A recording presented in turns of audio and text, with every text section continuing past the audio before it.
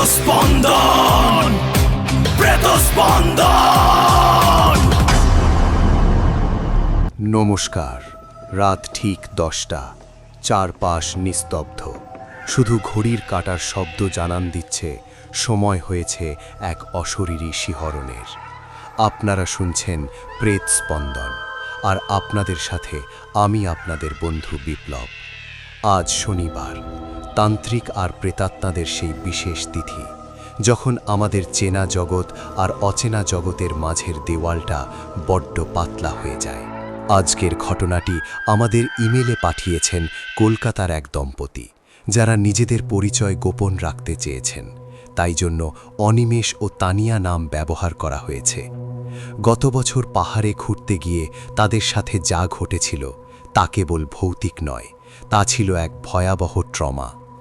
আজও সেই স্ত্রী ঠিকমতো কথা বলতে পারেন না। কেন?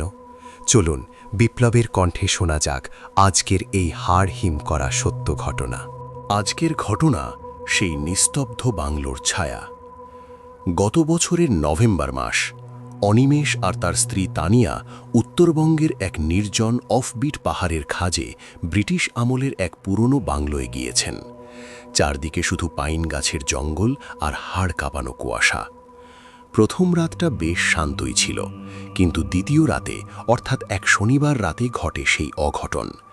ডিনার সেরে তানিয়া আর অনিমেষ যখন বারান্দায় বসে কফি খাচ্ছিলেন, তানিয়া হঠাৎ শিউরে উঠে বলল, অনিমেষ, ওই পাইন গাছটার নিচে নীলকোট পরা লোকটাকে দাঁড়িয়ে আছে। অনিমেষ টর্চ জেলে দেখল সেখানে কেউ নেই, শুধু বাতাসের শোঁ শব্দ। অনিমেষ হেসে উড়িয়ে দিলেও তানিয়ার মুখটা ফ্যাকাশে হয়ে গেল। সে কাঁপা কাঁপা গলায় বলল, লোকটা নীল রঙের একটা ছেঁড়া কোট পরে আছে, আর ওর চোখের জায়গায় কোনো মণি নেই, শুধু দুটো অন্ধকার গর্ত। অনিমেষ তানিয়াকে ঘরে নিয়ে এলো, কিন্তু মাঝরাতে হঠাৎ অনিমেষের ঘুম ভেঙে গেল এক বিচিত্র শব্দে। মনে হচ্ছে ঘরের মেঝের উপর খুব ভারী কিছু টেনে হিঁচড়ে নিয়ে যাওয়া হচ্ছে। পাশে তাকিয়ে দেখল তানিয়া নেই। ঘরটা তখন হিমশীতল। অনিমেষ টর্চ নিয়ে পাশের ড্রেসিং রুমে উকি দিতেই ওর রক্ত হিম হয়ে গেল। অশরীরী আত্মার ডাক, শুনতে কি পাচ্ছ সেই স্পন্দন? সত্যের ছায়ায় ভয়ঙ্কর আভাস। প্রেতস্পন্দন, প্রেতস্পন্দন। দেখল তানিয়া আয়নার সামনে উবু হয়ে বসে আছে, আর নিজের নখ দিয়ে আয়নার কাঁচটা পৈশাচিকভাবে আঁচড়াচ্ছে। কিন্তু বিভীষিকা সেখানে নয়। আয়নায় তানিয়ার কোনো প্রতিফলন নেই।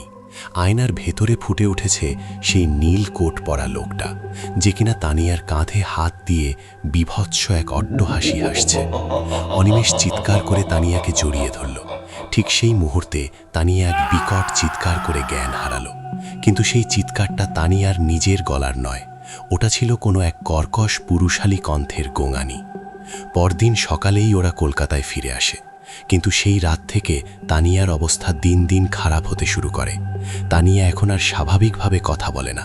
মাঝে মধ্যে মাঝরাতে ঘুম থেকে উঠে ঘরের কোণে তাকিয়ে ডুকরে কেঁদে ওঠে। চিকিৎসকরা বলছেন এটা শক, কিন্তু তানিয়া ইশারায় অনিমেষকে জানিয়েছে সেই লোকটা নাকি আজ ওর সাথে ঘুরে বেড়ায়। সেই রাত থেকে তানিয়ার গলার স্বরে এক অদ্ভুত ঘরঘরে শব্দ রয়ে গেছে, যা বিজ্ঞান ব্যাখ্যা করতে পারছে না। বন্ধুরা, পাহাড়ের সেই নিস্তব্ধতায় তানিয়া আসলে কি দেখেছিল তা হয়তো রহস্যই থেকে যাবে। কিন্তু অন্ধকার রাতে সব ছায়া কেবল চোখের ভুল হয় না। প্রেত স্পন্দনে আজকের মতো আমি বিপ্লব বিদায় নিচ্ছি। আগামী বুধবার ঠিক রাত 10টায় আবার ফিরব এক নতুন রহস্য নিয়ে।